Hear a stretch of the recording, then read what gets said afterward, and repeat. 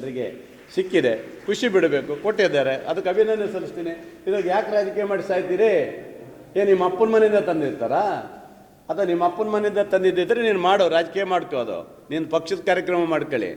ಇದು ಸರ್ಕಾರದ, ಕೇಂದ್ರ ಸರ್ಕಾರದ ದುಡ್ಡು, ರಾಜ್ಯ ಸರ್ಕಾರ ದುಡ್ಡು ಬಂದು ನಾವು ರಾಜಕೀಯ ಮಾಡ್ತೀವ? ಸರ್ಕಾರ ಕೊಟ್ಟಿದೆ ಅಂತ ಹೇಳ್ತೀವಿ. ಈ ಥರ ರಾಜಕೀಯ ಗೊಂದಲ ಮಾಡೋಕ್ಕೆ ಹೋಗಬೇಡಿ. ನಾನು ಸಹ 2 ವರ್ಷದಲ್ಲಿ ಈ ಸೇತುವೆ ಆಗಬೇಕು ಅನ್ನೋದೇ ಪಣ ತೊಟ್ಟು ಆ ಭಾಗದ ಜನರಲ್ಲಿ ಸೇತುವೆ ಆಗಬೇಕಂತ ಅಧಿಕಾರಿಗಳಿಂದ ಹಿಡಿದು ಎಲ್ಲರೂ ಹೇಳಿ ಕೆಲಸ ಮಾಡಿಸಿದ್ದೀನಿ. ನಾನು ಯಾವತ್ತೂ ಒಂದು ಚೂರು ಅಡ್ಡ ಹಾಕೋಕ್ಕಾಗಿಲ್ಲ. ನಾನು ಅಡ್ಡ ಹಾಕಿದರೆ ಹಾಕೋ ಅವಕಾಶ ನನಗಿತ್ತು, ನಾನು ಮಾಡ್ಬೇಕು, ಏನು ಬೇಕಾದ್ರೂ ಮಾಡೋಕ್ಕಿತ್ತು. ಇವ್ರು ಮಾಡಿರೋ ಪಾಪಿಗಳೆಲ್ಲ ಸೇರಿಕೊಂಡು ಇದೇ ರಾಘವೇಂದ್ರ, ಇದೇ ಈ ಪಾಪಿ ಹಾಲಪ್ಪ ಸಿಗಂದೂರು ಸೇತುವೆ ಆಗ್ಬೇಕಂತೇಳಿ ನಮ್ಮ ಹಸಿರು ಬಗ್ಗೆ ಸೇತುವೆಯನ್ನು ಕೊಲಾಪ್ಸ್ ಮಾಡ್ದ.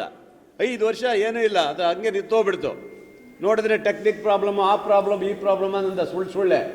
ಅಂದರೆ ಏನು ದುಡ್ಡಿಗೆ ಹೋಗಿದ್ದೋ ಏನು ಹೋಗಿದ್ದೋ ಗೊತ್ತಿಲ್ಲ, ಕೆಲಸ ನಿಲ್ಲಿಸಿದ್ದ. ಆದರೆ ನಾವು ಬಂದು ಆಮೇಲೆ ಗಲಾಟೆ ಮಾಡಿ ನಾನು ಅಲ್ಲಿ ಸ್ಟ್ರೈಕ್ ಮಾಡಿದ್ವಿ ನಾವೆಲ್ಲರೂ ಸೇರಿದ ಮೇಲೆ ಆವಾಗ ಒಂದು 15 ಕೋಟಿನೇ ಏನೋ ಒಂದು ಬಿಡುಗಡೆ ಮಾಡಿಸಿದ್ದ ಸುಮ್ಮನೆ ನಾಟಕಕ್ಕೆ.